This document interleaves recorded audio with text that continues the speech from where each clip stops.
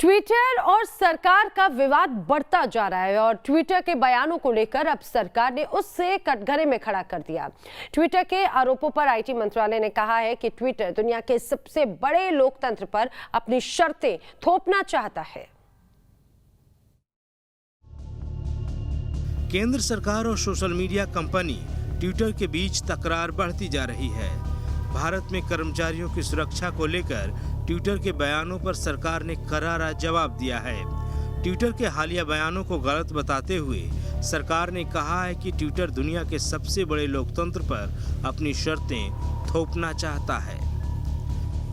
Twitter के तरीके से नहीं चलेगा हिंदुस्तान।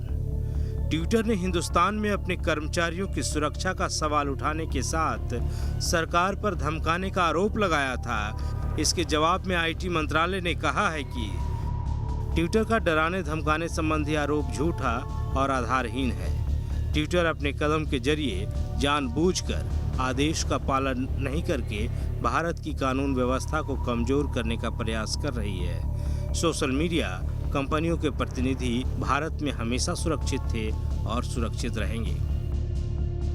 केंद्र सरकार ने social media blogging site Twitter को जो चिट्ठी लिखी है उसमें भारतीय यूजर्स को लेकर कंपनी की प्रतिबद्धता को कटघरे में खड़ा किया है। ट्विटर का भारत में काफी बड़ा यूजर बेस है, लेकिन ट्विटर इंडिया के अधिकारी कहते हैं कि उनके पास कोई अधिकार नहीं है। किसी भी तरह के मुद्दे उठाने पर वे कहते हैं कि भारत के लोगों को अमेरिका में ट्विटर हेडक्वार्टर से संपर्क करना होगा। कंपनी की भारतीय यूजर के लिए कथित प्रतिबद्धता झूठी और केवल खुद के फायदे के लिए मालूम पड़ती है।